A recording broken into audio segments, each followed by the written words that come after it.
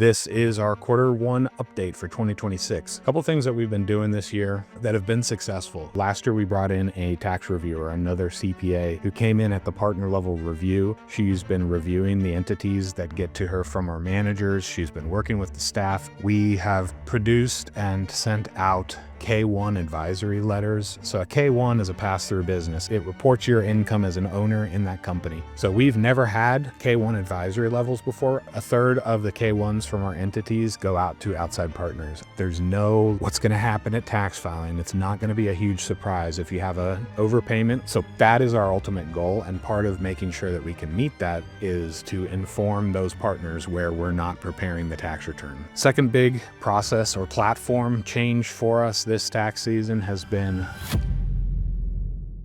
As you've been listening to this guest, you're probably starting to ask your questions. How do I apply this to our own situation, our own succession story at the company that I'm working in now? At GWCPA, we have built a custom GPT that you can find linked down in the description below on our website. We have loaded this GPT up with all of our knowledge about public accounting and tax preparation around succession planning. We've also included the insights from the guests from the past 2 years of interviews at the Art of Succession. You can find all of that at the custom GPT. Use it any time of day. Start to apply it to your situation. Ask it the questions that are keeping you awake at night. I want to thank you for listening so far, and let's get back to the episode. Welcome to the Art of Succession podcast with Barrett Young. Join us as we explore the strategies, stories, and insights that shape the journey of leadership transitions and business success. No matter where you find yourself along the journey, this is the podcast where you'll find the tools to make it happen. My name is Barrett Young, and this is the Art of Succession podcast. This is our quarter one update for 2026. So I started doing these updates last year, in second quarter actually, with the show, and then branched into quarterly updates for our CPA firm. So my name is Barrett Young. I'm a CPA and I'm a partner of 2 in a team currently sitting at about 13 people in Maryland. We are in our own succession journey, and that's what the Art of Succession is about. And so the quarterly updates here are to model for our listeners, to model for our customers, what succession actually looks like. So we're an 80-year-old CPA firm. I'm the 9th partner in succession. My partner Samantha and I have been running the company together for 3 years, coming up on 3 years since she took over as managing partner, and our last partner was retired. This is his final tax season. I've been in public accounting. This was my 20th tax season. Got about 20 more to go. So we want to model, the work that goes into overhauling a traditional firm, overhauling an existing business, positioning that business, not necessarily that everything that needs to be overhauled is a bad thing. It's just positioning that business for the next phase of its life. And that's what the Art of Succession is about. That's the work that we do, that we want to do more of with our existing clients. And so that's what these updates are about. Sam and I went through a branding and reorganization at this point 3 years ago with our marketing agency to identify who we are, who we want to work with. We shortened our name from Garbleman Winslow to GWCPA. We got a new website, new colors, new logo, moved locations. We did a whole bunch of things as we were entering the phase of her taking over as managing partner. And the key discussion for us about that was, what sets us apart from other CPA firms in Southern Maryland, in the state, in the Mid-Atlantic, across the world? What sets us apart from other CPA firms? What can't a client go and get from the other firm right across the street from us? We've been around for 80 years. We have succession baked into our DNA here at the company. And it's also something that's reflective of the clients that we work with. So a lot of our clients have been, with us through many decades themselves, second, third, even fourth generation in some cases with our clients. And so that was our differentiator that we decided. We know succession, and so we're going to start talking about it more. We're going to start incorporating that into our conversations with our clients, not just finding out after the fact that they're buying out a partner or they're bringing in a new partner or they're looking to sell to a liquidator, private equity roll-up. but actually have those conversations with our clients well in advance so that they don't get to the end of their working career and then try to find a quick solution at the very end. So that was our realization 3 years ago. This is our differentiating, strategic advantage that we have over other firms.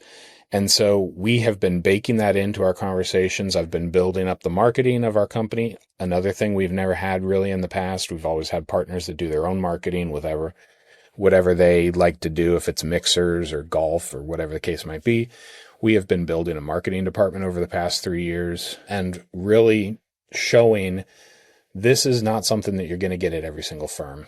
Prior to us focusing on succession planning, prior to me coming to GW and working here, I would probably do a partner acquisition, a partner buyout once every 3 to 4 years. Since we've been having these conversations, since we've been focused on this with our clients, I'm probably doing 2 to 5 in a year, and it's only going to increase from there. So that's a little bit about these updates. You can go back to listen to other episodes, see what brought us on this journey up to this point. But this is the Q1 update. And so everybody's expecting me to talk about tax season. I am the tax partner here at GW. That is the current seat that I sit in on our EOS accountability chart. One of the decisions, 3 years ago, leading into Sam taking over as managing partner, we had to get her out of a lot of the operations, day-to-day operations side that she was also doing for her client base. And so I moved into the tax partner role 2 tax seasons ago. This is now my second one in the tax partner role, which means I am responsible for all of the entity business tax returns that go out the door and all of the individuals that are related to those businesses. Sam then is freed up to focus on her 1040 only clients. A 1040 is an individual client. We differentiate. A 1040 only client is one that's not tied in with one of our business clients.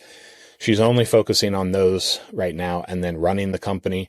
And then she is also in the EOS world. She's also the integrator. She's in charge of our quality control of what goes out of the firm, training up the next, the level of teams, the managers below her on that, and running the company. So anyways, tax season update. I'm the tax partner. This is my domain currently. And a couple things that we've been doing this year that have been successful. Last year we brought in a tax reviewer, another CPA, who came in at the partner level review. She's been reviewing the entities that get to her from our managers. She's been working with the staff on feedback, on coaching them through, what's required at the preparation level, what's required at the manager level. And then she does the first pass partner review. And then it comes to me for final review and goes into processing. So this is her second tax season with us. Last season was extremely successful. This season, we've just seen even more efficiency gains, more just interaction with her. She's doubled the amount of time that she's been able to offer us as a part-time subcontractor. And just the way that we interact together, the way she interacts with the team has just really found an awesome rhythm, an awesome pace. One of the things we're trying to do is decentralize. I say that as we're centralizing all of that through a tax reviewer, but we're trying to push down the level of knowledge as far down as we can get and expect more at the preparation phase, at the manager phase. One of the things that we've been doing this tax season is we meet every Tuesday for a tax review training session. And so myself or this partner reviewer, Denise, will review on Zoom a manager's work with the entire tax team on the call. And then alternating weeks, we'll have a manager review staff accountant's work on the call. More kind of like this is what we're actually looking for. This is what we're actually doing in this process. Like if I was sitting over your shoulder learning how to review a tax return as a manager, what would you be teaching me how to do? And we're doing that in public for the entire team. Not critical, not like this is what you got wrong, don't ever do it again, but just as we see what a manager is looking for, what a partner is looking for, the standard is just increasing across the entire team. I'm having my managers alternate who is running that meeting. Denise and I are alternating who is doing the partner review level. And I think it's really beneficial. I hope it's beneficial for my team so that we all see what standard, what we're looking for, and the quality just improves across the board. Something that's new for us this year. So I talked about the distinction between a 1040 only client versus a business owner who's also involved with one of our entity clients. We have brought in a CPA who's only doing those 1040 only clients. So she has been working with mine. I still have a small group of clients that are not tied in the bigger strategic vision of the firm, but they've been clients. And so we're continuing to serve them currently. She's preparing those returns for us. She's also working on our trusts and estate clients. That's been going well this tax season. She's a brand new CPA. She is just coming into accounting and tax. She's a career transition.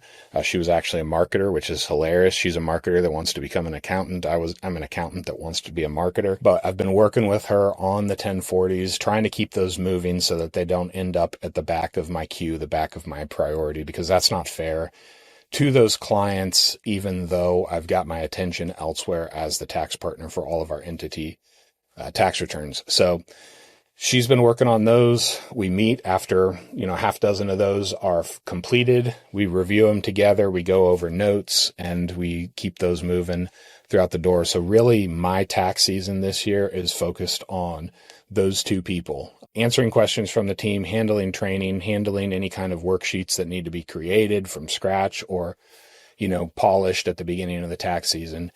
But beyond that, it's making sure Denise, who's my tax partner review level, and then Amber, who's doing the 1040s, making sure that they keep everything moving. I'll get back to just, one of the big changes for quarter one in a second. But then we also have Michelle, who's been with us for over 30 years, really sharp in tax. She has actually taken position within our accountability chart as the director of tax. I'm going to talk more about this as we go, but I'm actually subordinated to her in that role, even though I'm a partner, even though I'm an owner of the company. In EOS, they try to separate roles as owners, positions as owners from titles. They also separate titles from roles or who's accountable for a process within a business. And so Michelle is assumed this role of director of tax she's very good at project management. She's very good at the manager level review. And so her job is to keep all tax moving, all of the processes moving, make sure all things are being paid attention to, and that the entire team is ultimately accountable to her. And so she sits over the tax department. And then within that, I've got a couple positions. One of them is signing partner. So as a partner, as an owner in the firm, I sign all of the entity returns that go out the door. That's probably a role I will always keep within the company. But then another role that I have, both Denise and I have, is the partner level review. And so as an employee in that role within EOS, I report to Michelle and I'm accountable to Michelle, and she keeps me honest. She keeps me responsible. She lets me know, we've got this coming. I need you to get you to turn this around. I need you. This has been sitting on your queue for a while. I need you to get that to me. And so that's been phenomenal. I'm going to get into more of that as we get into, just what EOS has done for us here in the first quarter. We are seeing massive gains through that system each quarter as we go. But before I do that, I want to just talk just a couple more tax season updates, new things. These are two new things that we've done this year, that we've never done before. And I'm really excited about this. So the first one is we have produced and sent out K1 advisory letters. So a K1 is a pass-through business. It reports your income as an owner in that company, whether you're a shareholder or a partner in that company. You get your income reported from the partnership or the S corporation, and you report it on your personal tax return. Larger tax firms, larger tax departments, I've received letters in the past from them on behalf of my clients. It's a letter saying we project that your income will be this for 2025, so that you can take this and you can take it into account to plan your extension. And then we expect that your tax return, your K1 will be ready in May, June, July, whatever the case might be. When a return goes on extension, the due date for those pass-through returns becomes September 15th. So we've never had K1 advisory levels before. Honestly, a lot of our clients, we do all of the 1040s, all of the owners for those clients. But we do have, I would say, probably a third of the partnership, a third of the K1s from our entities go out to outside partners. And so we needed, in order to build towards our goal of all clients go on extension, taxes is just a byproduct of the operations of your company. We're working with our business owners. We're working with our companies on a regular basis. They know what their tax projection looks like. They know what their estimates are. It's paid in. There's no what's going to happen at tax filing. It's not going to be a huge surprise. If you have a overpayment, which is the case in, if we've done our job, it should be a decent overpayment and it's applied forward to the next year. So that is our ultimate goal. And part of making sure that we can meet that goal is to inform those partners where we're not preparing the tax return so that they're aware they can do planning on their own end for their extensions. So I've received templated letters like this in the past. We actually developed it here for the first time ever at GW, sent those out. At the time that this is airing, those will be going out. And so that was a big unlock for us as far as processes go. So we did it with a small group of our clients that have external partners, and then as we roll this out, as we continue to develop this and hear response from it, we will roll that out to every entity that has an exterior partner in the future. Second big process or platform change for us this tax season has been electronic payments for tax extensions, for estimates, for federal and for all states involved. So, last year executive order went out that said the IRS is now going to require direct deposit of refunds, and it's going to require electronic payments of taxes. Honestly, a lot of states had already moved in this direction. Like, for example, Virginia requires electronic payment of taxes if you owe more than $2,500 of any type of tax over the course of the entire year. So some states were already there. Maryland, not there yet. Not mandating it, just have the capability. A lot of states are like that as well. So the federal government finally mandating this is kind of a necessary push in that direction. Motive, I'm not going to comment on, the motive, but it is time. It is something that's necessary. We needed mandatory e-filing to get electronic filing off the ground about 25 years ago. And it started with CPA firms, and it said, if you prepare more than 100 tax returns, you must e-file. Then it filtered down to more than 10 tax returns you must e-file. And, we did see during COVID, a lot of people are still paper filing. Those are usually the one-off tax returns, and it's a hugely inefficient process. One of the biggest headaches that I deal with as a tax preparer is the tax notices that come after the filing. And that's from clients that still mail in paper checks. Those paper checks get credited to the wrong year. They get credited to the wrong account. They don't get credited to an account at all.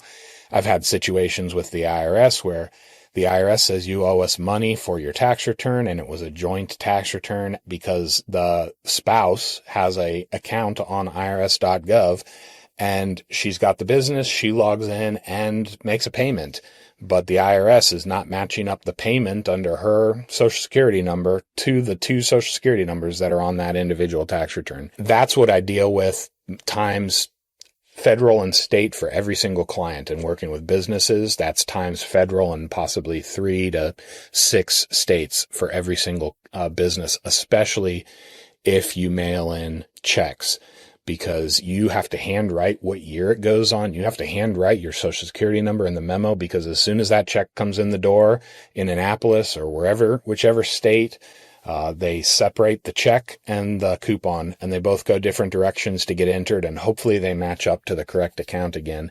That's not the case. And so the majority of, hassle, the majority of friction that we deal with is on calling states, sending proof. Here's canceled checks. You deposited the money. Here is the proof that the money was deposited. Find it in your system and credit to the account and remove all the interest and penalties. So it's an idea whose time has come.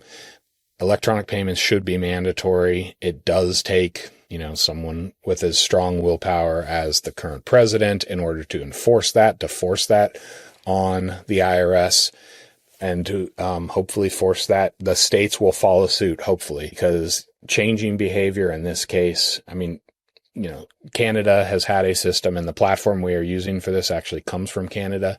They've had an electronic payment system in place for a very long time.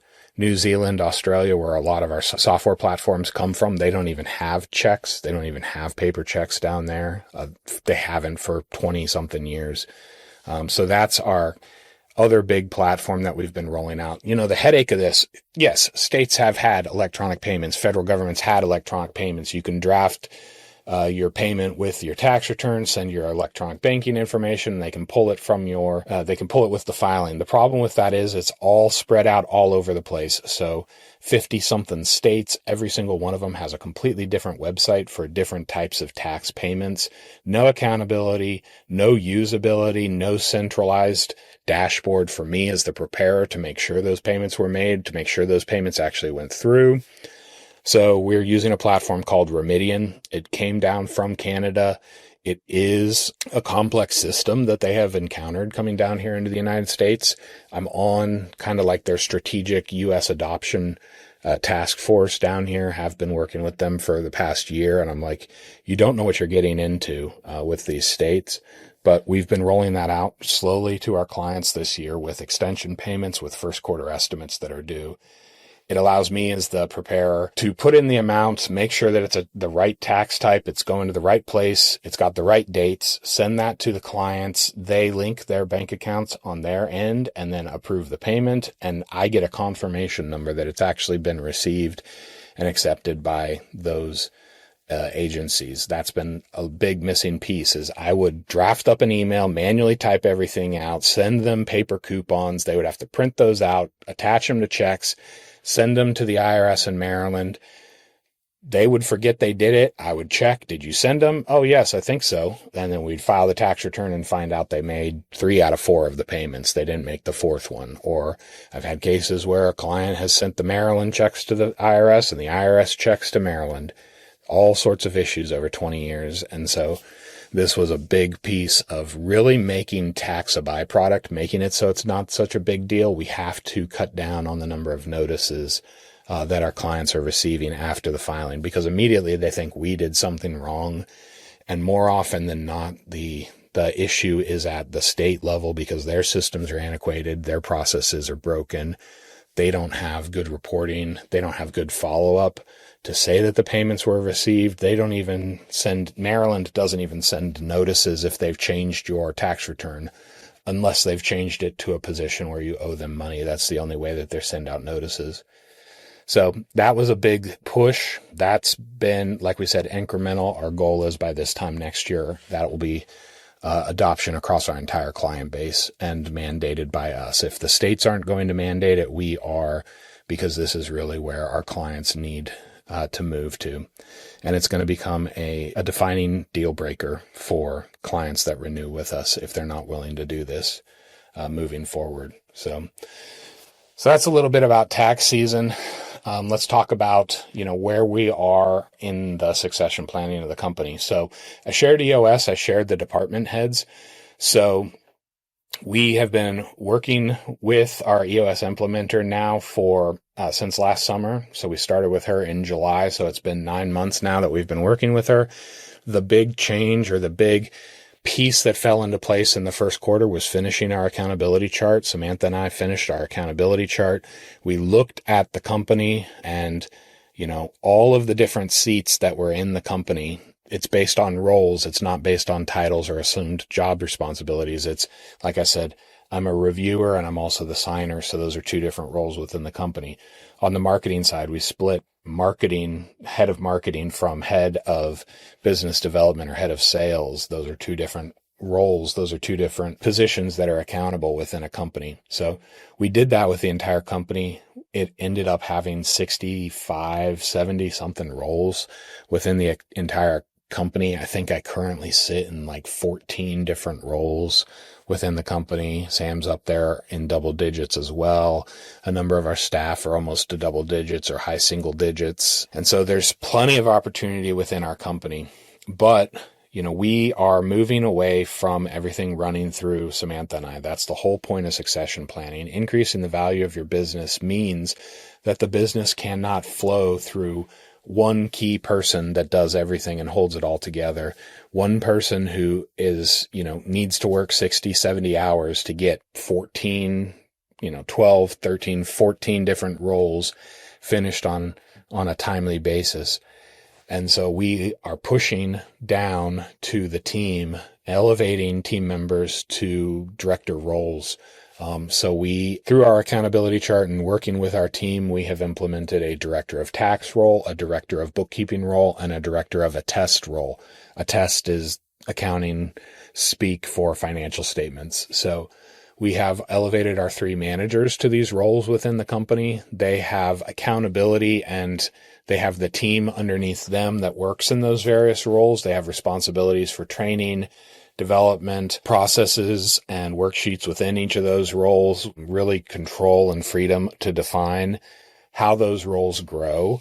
And so that's what we've been doing in quarter 1. That started back in January. We shared the accountability chart with the rest of the team. We showed them their positions in the accountability chart. And our goal, the conversations I've been having with my team has been not, this is the box that you're in and you're going to stay in that box for forever. It's look at all of the opportunity that we have within our company.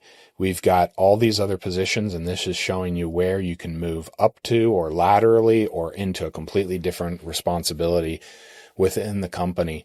There's a lot of work that is getting done by a small group of people. It's also defining and helping shape how Sam and I are looking at hiring, growing the company beyond the 13 or so of us, which hats can be swapped, which seats can be filled so that somebody is now working. In my mind, I envision it.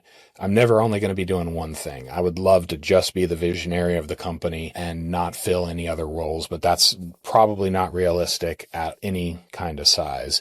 Probably need to be, 100-person firm in order for that to actually be my day job. But we are going to have most of our team. I would love to get to the position where you have like a role that you fulfill day in and day out.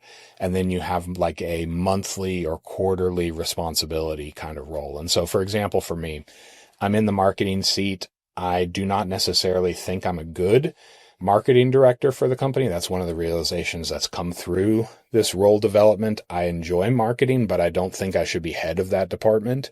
But underneath that, one of the roles is podcast host. Another role is subject matter expert. And so as I think through like what that looks like of reducing the number of hats that I wear, it could probably be like visionary as my day job. That's my primary role. And then I have responsibilities on a weekly or monthly basis as the subject matter expert, the content, the head of the YouTube channel, the head of the podcast, the head of content production, not the head. Sorry, that's the wrong word. The one that they tap into, the one who has the knowledge that gets shared, and then also bringing in additional subject matter experts within my team to fill that role as well, so that need is reduced off my plate as well.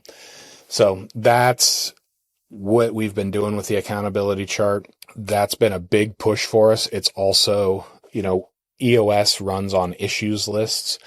And so redone our weekly team meeting. So we had a same page meeting and we had a lot of people on that meeting. I would say more than half of the company was on this meeting every single Tuesday.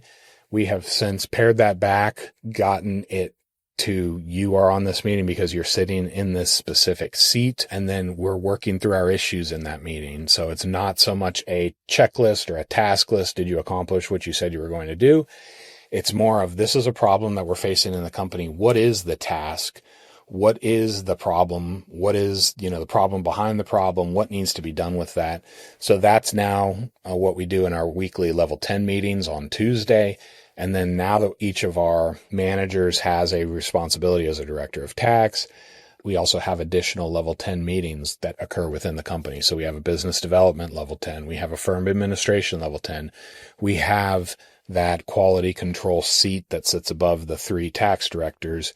That's the accounting production team level 10 meeting. Those managers each have meetings with their team, under the manager or director of tax to the staff kind of meetings as well. So they're solving issues now in those meetings, and we're ensuring that they don't make it all the way up to the weekly leadership level 10 meeting. That is huge for running a business. I read a book in December. Fantastic book. Highly recommend it. It's not saying anything necessarily brand new. If you've read books like E-Myth, if you've read Traction, if you've read Walking to Destiny, which is the book around the CPA value acceleration methodology, it's called Making Money is Killing Your Business. Compelling title. I really enjoyed the book. It's not saying anything brand new, but it's emphasizing it. It's reiterating it. And for me, it really sunk in. I've got 2 teenagers. I don't know how much I've shared about that on the show, but my oldest, she graduates this year. So that's like one of my big things on the radar for spring 2026. One of the things about the intro to that book talks about if you had a 25-year-old who still couldn't tie their own shoes and you had to make every decision for them, you would admit that you have failed as a parent. Apart from anything developmentally wrong with that kid, if I'm still treating you like a 5-year-old, but you're 25 years old, I have done something wrong to prepare you for adulthood. But we accept that from businesses all the time as business owners. You've worked in this company for 25, 30, 35 years, and it's still operating as a year 5 business. But we think that that's normal. We wear that as a badge of honor sometimes, because your business never moved past the toddler stage into full adulthood where it was able to, run itself without you being the one making all the decisions, the whole thing rotating around you working 80 hours a week in the job. That's a failure, and it needs to be identified as such, because once you identify it as such, you can actually move past that and you can grow beyond that. So really great book. I enjoyed it. I think it was on the last update about practice versus deliberate practice, and why I enjoy that about tax season of you've got another repetition coming up next year. We're going to change something. If you are running a 5-year business for 25 years, it has not grown to a 25-year-old business. It has been a 5-year-old business, just repeated 20 times.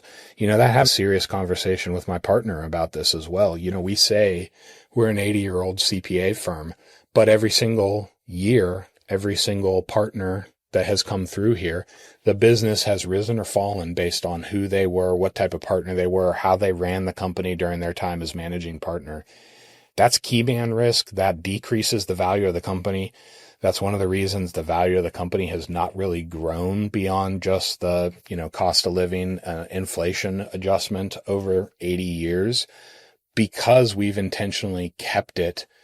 I'm the person. I'm the top. I'm the smart one. Everything needs to filter through me. Everything needs to be decided by me.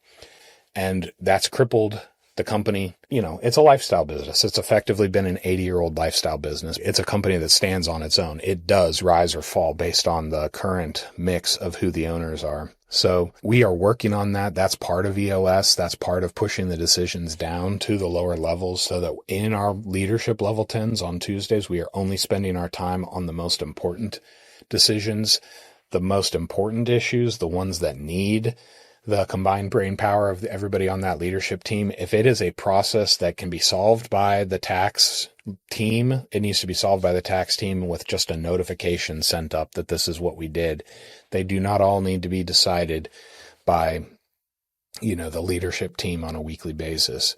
So that's been one of the great and learning processes through this. Bringing the entire team into that process has been a little bit new, because we have team members who for, 3, 4, 5, 10 years, we've just expected them to do their job. We've not expected them to be involved in decision making, to be involved in strategic, shift in their mindset to what would you do in this situation? What do you think is the best path forward?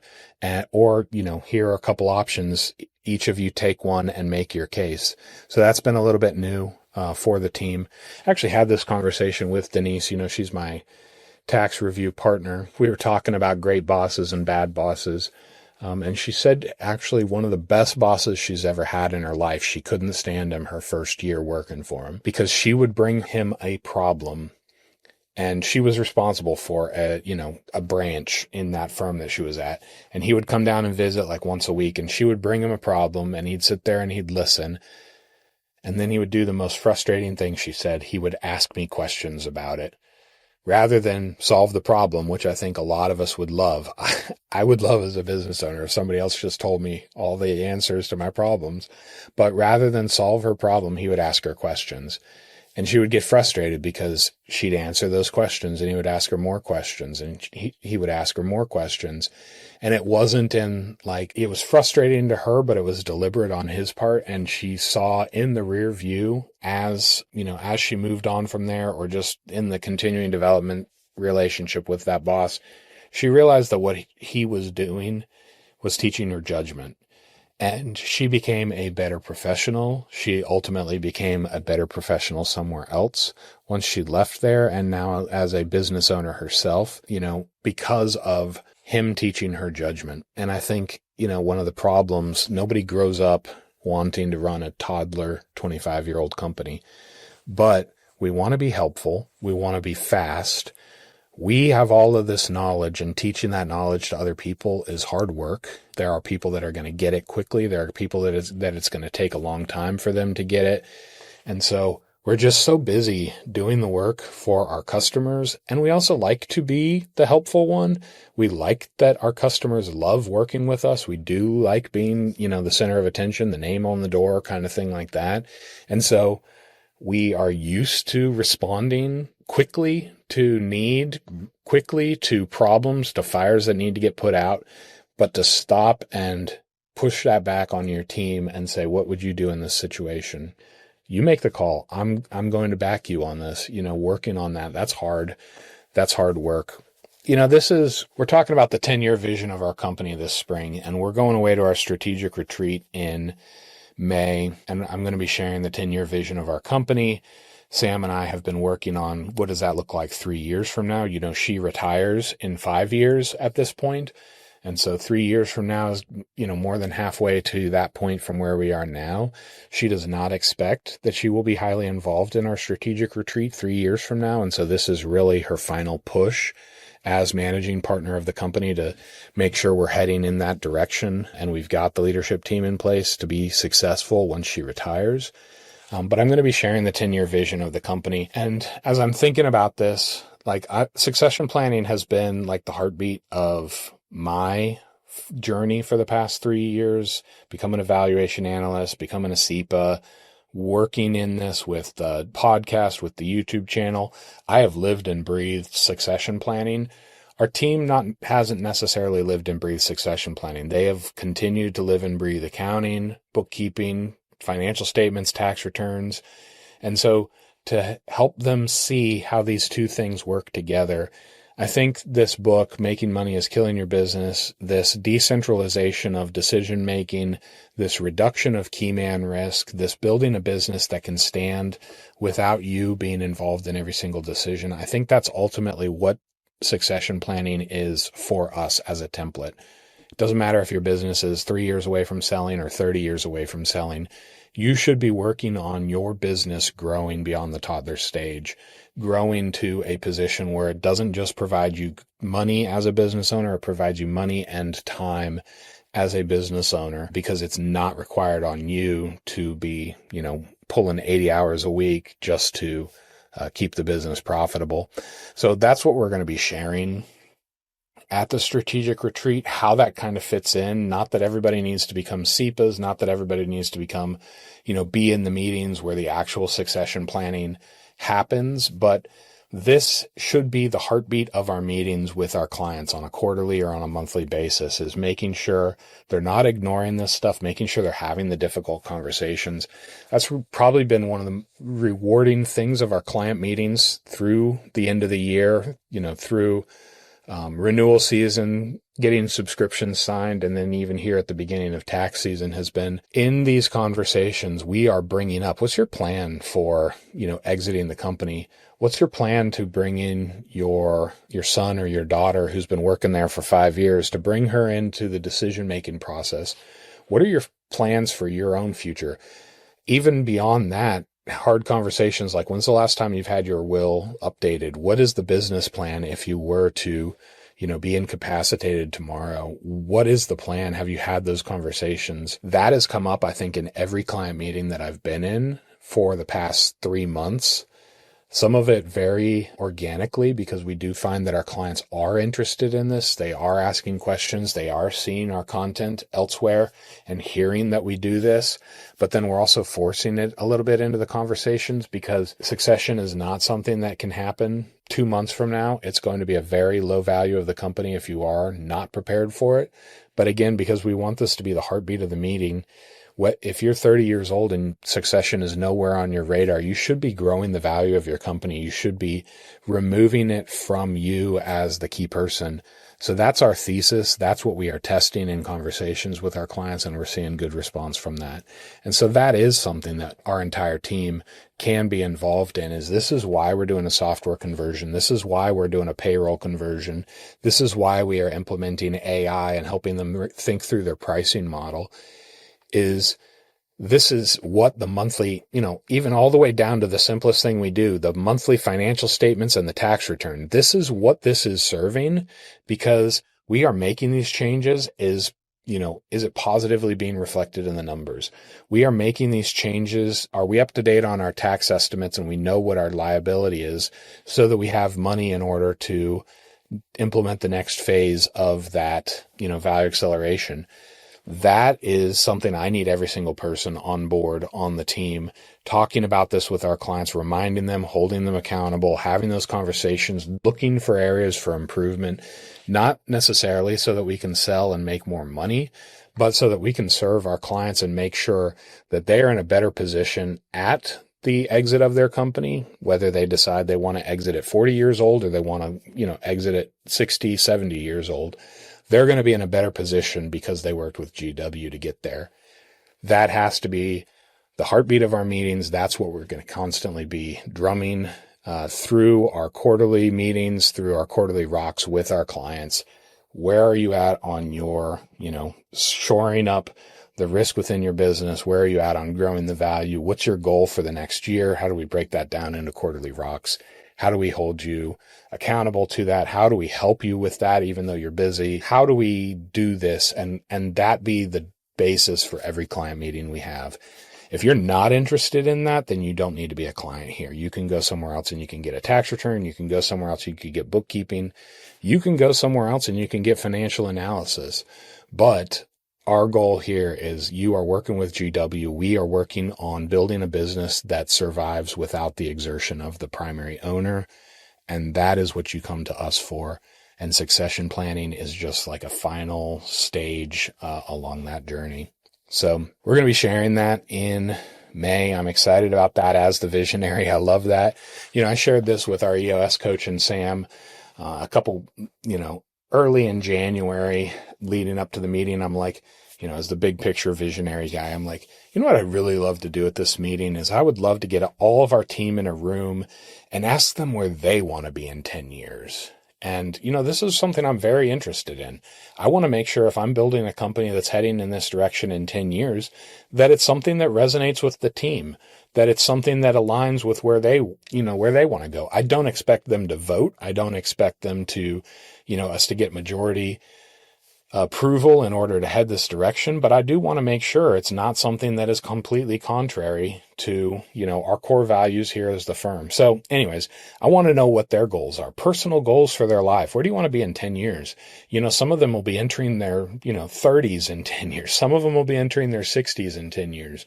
What does that look like for you? So let's get in a room. Let's dream big. Let's write it all on stickies. Let's put it all up. And Sam and Dr. Jean both stopped me and they're like, that's going to terrify people, right? And I'm like, what? Like, I love thinking about the future. I love possibilities. I do know when I say something is my goal for 10 years from now, life doesn't work that way. You're going to get kicked. You're going to get, stuff is going to get thrown in your way and you're going to have to shift. But ultimately you should be, picking a direction and heading off in that direction. But they're like, not everybody's brain thinks like that. And they're going to be so terrified of sharing some of that stuff in a room full of their peers, in a room full of their supervisors, in a room full of the owners of their workplace. They're not going to be as open to this as you think that they are. And so Dr. Jean actually challenged me and said, but you know what you can do as the visionary of this company? You should be having those conversations one-on-one with each of your team members before May.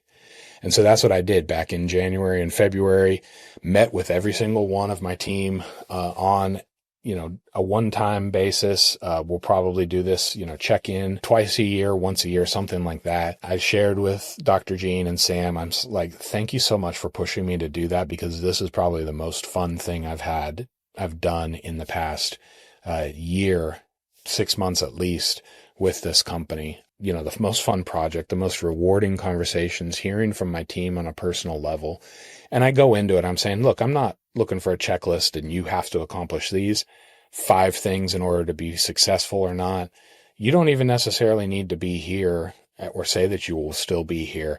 I'm just trying to hear from you. Like, are your goals, I want to pay off debt.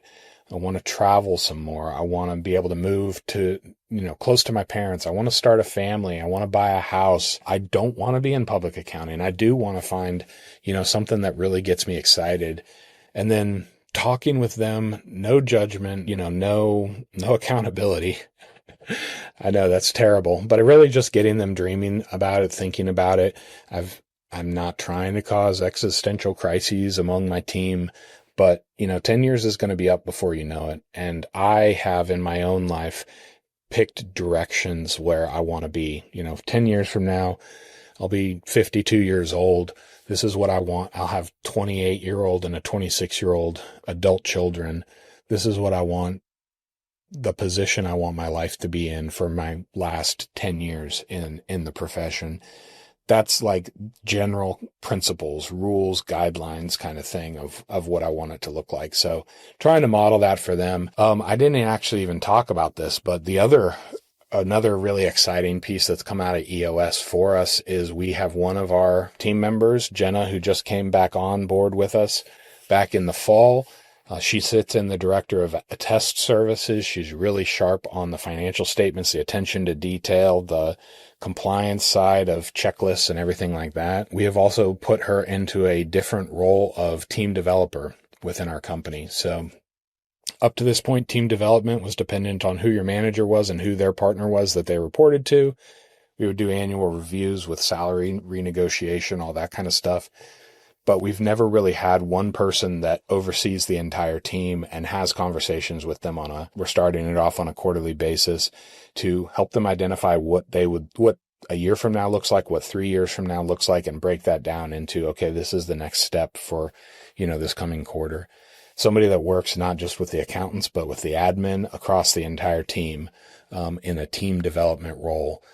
And, she's their mentor. She's their coach. She helps them identify next steps forward and how to get there, and kind of, just is the coach I always wanted in this profession. I never had it inside of any of the companies that I worked in when I was a staff. I've always had outside mentors. I've always had outside development, but never a boss who cared about that stuff, never seemed to convey that they cared about that stuff.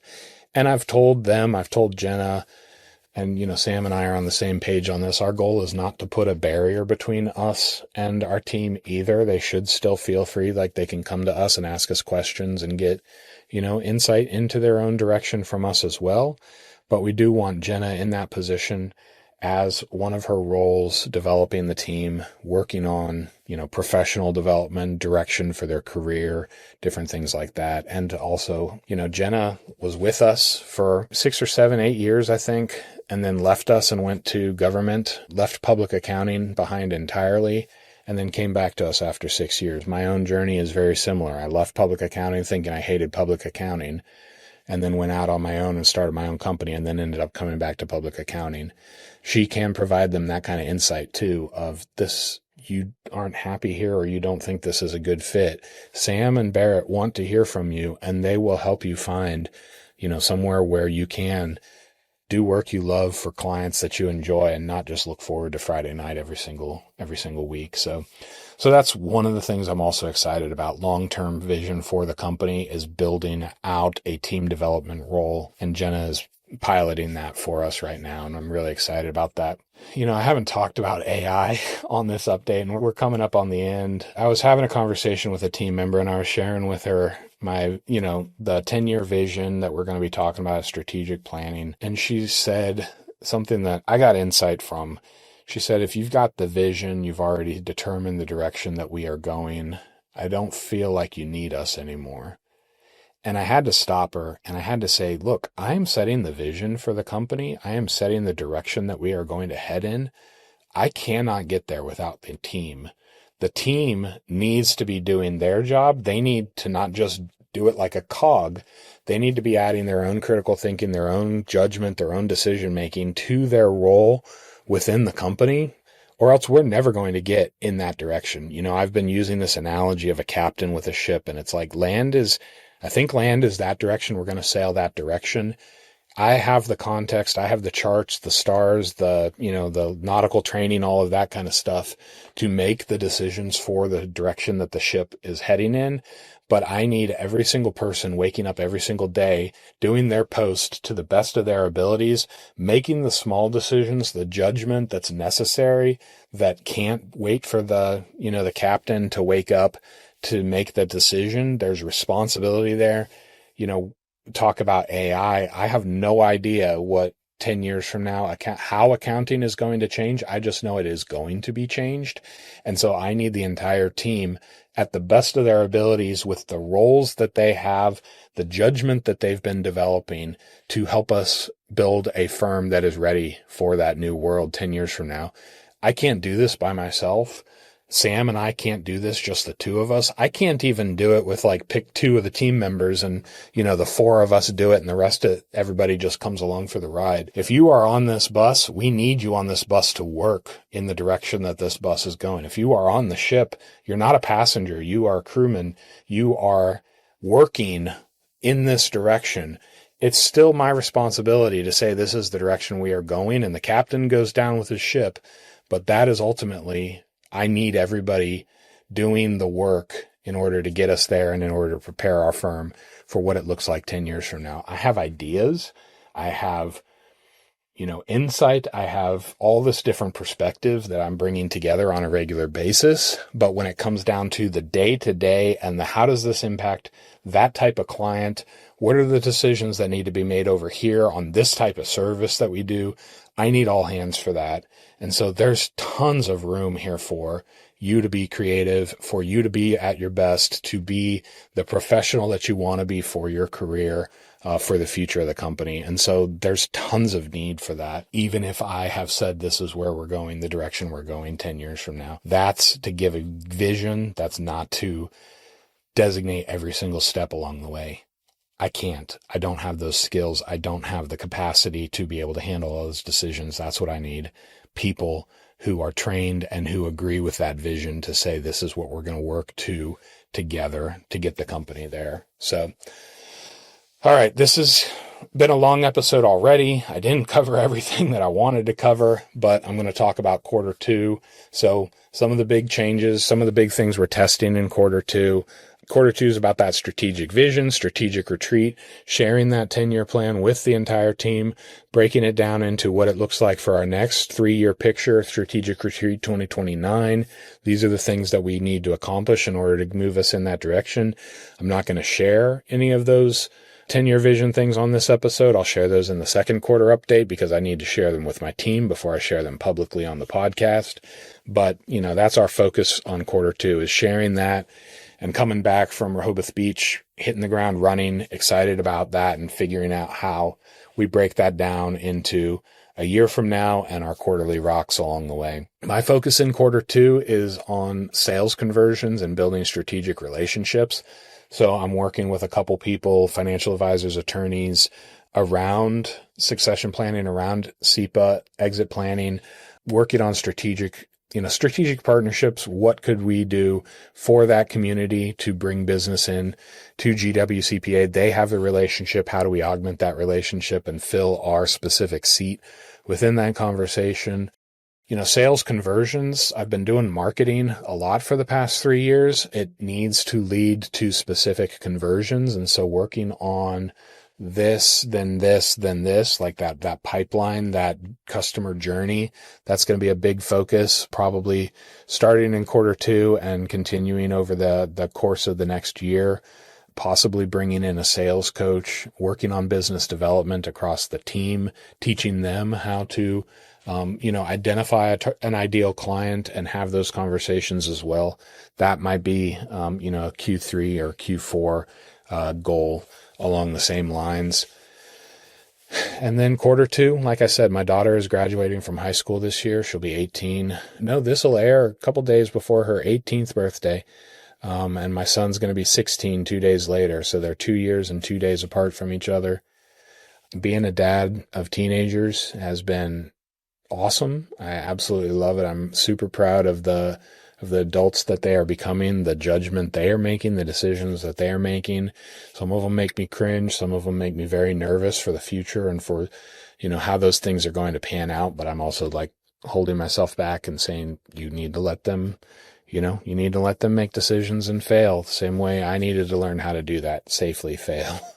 They're only 18 and 16, so they're not ready for bankruptcy just yet. But, watching them develop that way, that's my big personal focus for quarter two. Another thing that's come up since our last update, I've actually been nominated to the executive committee of our state association of CPAs. So I had served on the board about 10 to 11 years ago as a board member for a 2-year stint on that, but I've actually am joining the executive committee, and that vote will happen in June. And then I will be a 4-year term, moving from secretary treasurer up to chair, all the way to past chair over the 4-year term. I'm really excited about serving my association. I have loved working with the MACPA. They've been there for me my entire career. I met Samantha through the MACPA. We were connected and interacted a lot through that before I ever became her partner. So I have nothing but good things to say about my state association, and I'm excited to give back through the executive committee and then ultimately be chair of the MACPA. That would be 28 and 29 fiscal year. So very excited about that. And then another thing, building a business that can survive without me, that doesn't rise or fall with me in that seat, with Sam in that seat. Something personal. I'm going on a missions trip in August with my pastor. This is not a big team missions trip. This is a small trip to go and support missionaries of ours across the globe. And it's something my pastor wants to revisit on an annual basis. I'm the treasurer at the church. I'm interested in travel. I'm also interested in supporting those missionaries, encouraging them, praying for them, finding out how we can support them best through our church. Helping them build a well or buying a vehicle for them or, constructing a school, whatever project best suits them in that context. So this is going to kind of like be an exploratory trips and to support our missionaries around the world. And so we're starting off with our first one in August, most likely going to Spain for, 7 to 10 days. So I'm excited to get that started. We're going to Nairobi next summer. He's already been planning that one as well. And so this is like my little mini test of how this all works. I can't be present there if I'm also worried about what's going on back at GW. And so making sure that, one, the company obviously isn't going to fall apart without me, but that it doesn't all fall on Sam's shoulders to bear that weight, but that the entire team knows what's going on. I'm not the linchpin, that it's all rotating around. We're testing that out here. I can't believe I'm making justification for something as small as taking less than 2 weeks off. But, that's been my reality for a very long time here. Sam and I don't take large vacations. We don't step away for extended periods of time. And in the past, when I have, it's only survived by working like a dog leading up to it and then trying to pick up all the pieces coming back. And so that's not sustainable. That's not enjoyable. And so this is a test. This is one of the little pieces in that, like a quarterly rock in the direction of where we want the entire company to go, to remove us from the center of the business so that making money is not killing us or our business, that we are building businesses that are sustainable, modeling that for our clients and preaching the same message to them, bringing them along for the journey as well. So that's what quarter two has for me on the business side, a little bit on the personal side as well. I've been enjoying these updates. If you do too, leave a comment down below. We're going to be back to our normal interviews in April. Looking forward to those guests. I've got guests booked up all the way through the spring. And at the time that this airs, probably within the next month, I'll be opening up guest interviews for the fall. That's something else I've got in quarter two I'm excited to be doing. As part of the strategic relationships, the sales and everything like that, I'm guesting on a lot more podcasts. And then I'm actually teaching at a couple conferences in May and in June, and taking my operations guy with me. We're going to be talking about AI in June at one of the CPA conferences. So I'm really excited about that too. So there's going to be plenty of opportunities on the internet to hear from me. I'm excited to teach conferences in person to my peers here in the States, to call them to the same, trajectory, the same innovation within their own companies, so that we can start to do the work that matters. We can start to have better relationships with our clients because we're not drowning under the volume. We are working with the technology to get the returns out the door so we can focus on fewer relationships and go deeper with those for the benefit of our clients. So that's what I hope to continue bringing you in these quarterly updates. Again, if you've enjoyed this, leave a comment down below, and I will see you on the next one. I want to thank you for watching The Art of Succession.